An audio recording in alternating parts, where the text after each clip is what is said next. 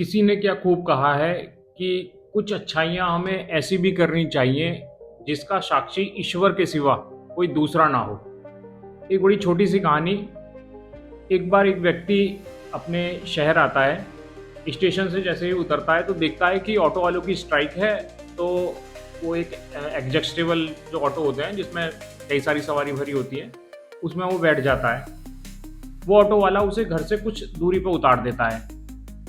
तो जब वो उतरता है तो चलते चलते दिखता है खंबे पर एक पोस्टर लगा हुआ है, हाथ से कुछ लिखा हुआ है। तो उससे उत्सुकता होती है कि भाई इसमें क्या लिखा हुआ है। तो पास जाता है, वो खंबे के बिजली के खंबे के पास जाता है। तो देखता है कि उसमें लिखा हुआ था कि मैं एक वृद्ध महिला हूँ और मेरा एक 500 का नोट यहाँ कहीं गिर गया है। अगर आपको मिले तो मेरे सामने वाली जो गली है, इस गली में लास्ट का मेरा मकान है, इस पर मेरे को वो 500 का नोट दे दे। शाम का वक्त था, कुछ अंधेरा सा हो गया था। तो वो व्यक्ति जो है अपने मोबाइल की टॉर्च खोलता है और वहाँ ढूंढने लगता है। ढूंढते ढूंढते उसे कोई 500 का नोट वहाँ नहीं मिलता।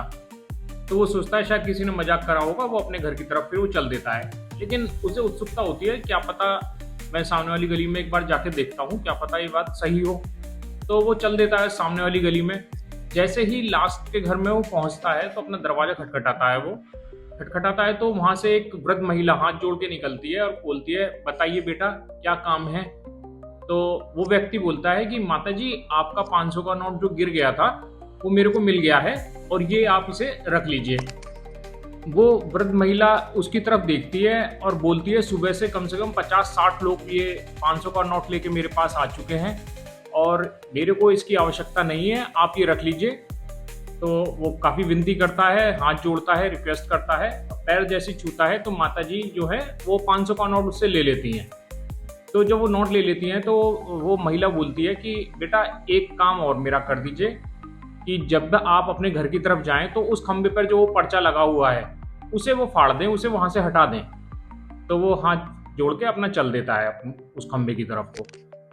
जब वह व्यक्ति खंबे की तरफ को जा रहा होता है तो उसका हाथ बढ़ाता है खंबे से वो पर्चा फाड़ने के लिए, लेकिन वो अपना हाथ पीछे खींच लेता है। वो सोचता है कि पहले भी माता जी के 50-60 बेटे आ चुके हैं जो इनकी इस तरह से हेल्प कर चुके हैं। तो उनसे भी माता जी ने यही बात कही होगी कि बेटा ये पर्चा हटा देना। जब उन्होंने नहीं हटाया तो मैं हटाने वाला कौन होता हूँ। और वो इस उम्मीद से आगे चला जाता है, अपने घर की तरफ चला जाता है कि और 50-60 लोग आएंगे माता जी के बेटे बन के और वो उनकी निस्वार्थ हेल्प करेंगे। तो इस छोटी सी कहानी से ये शिक्षा मिलती है कि हमें कुछ अच्छाइयाँ ऐसी भी करनी चाहिए जिसका साक्षी केवल ईश्वर हो, कोई दूसरा ना हो।